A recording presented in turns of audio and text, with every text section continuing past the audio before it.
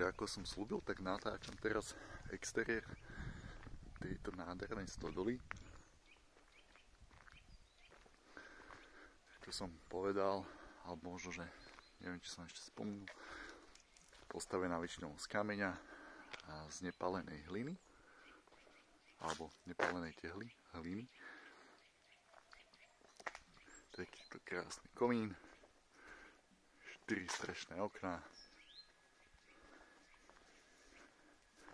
kamenný základový múr a asi vápená omietka.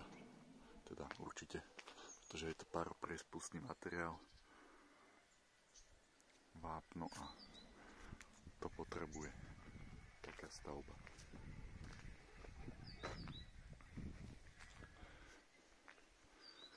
Takže toto je prijazdová cesta, vzadu je moje auto.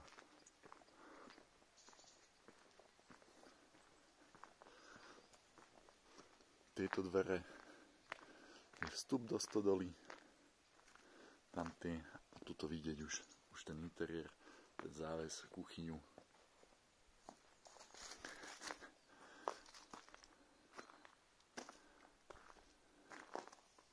Takže aj takto krásne sa dajú prerábať domy a nie stavať nové z nejakých konvenčných materiálov, ale dá sa úplne krásne zachovať to staré pôvodné.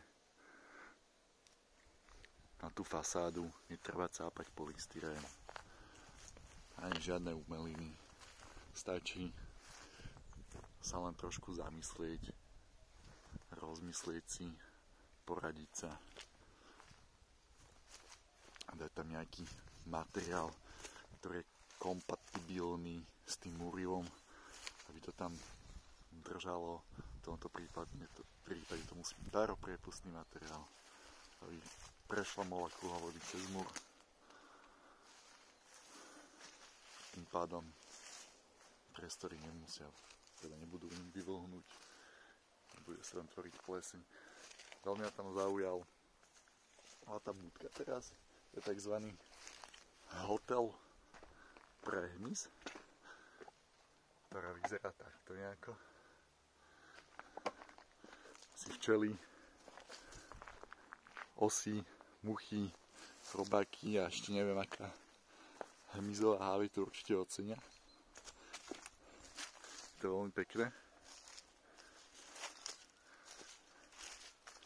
A vysťahuje to tú lásku k tej prírode, ktorú určite títo majiteľia tejto nádhernej stodoly majú.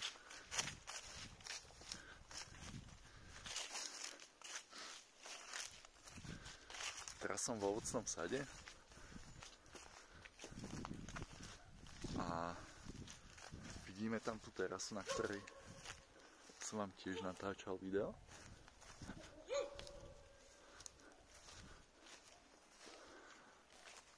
Tam sú dvere spálne, tam je okno kúpeľny, ktorá je hneď proti spálni. To bola tá spálňa s tými krásnymi tehlovými stropmi, klembovými tehlovými stropmi. No a tuto je francúzske okno v spálni, ktoré je zastreté. A tuto vidíme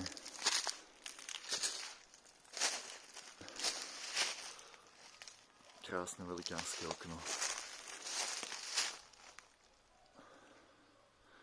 do tej obývacej časti. Tu je tá prijazdová cesta.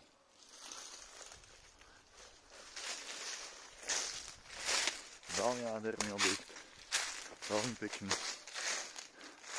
Tešíme sa, lebo to strávime celý víkend, oddychneme si od všetkých roboty. Vypneme, načerpáme energiu a potom sklzneme do všetkých tých našich stereotypov. Takže toľko všetko.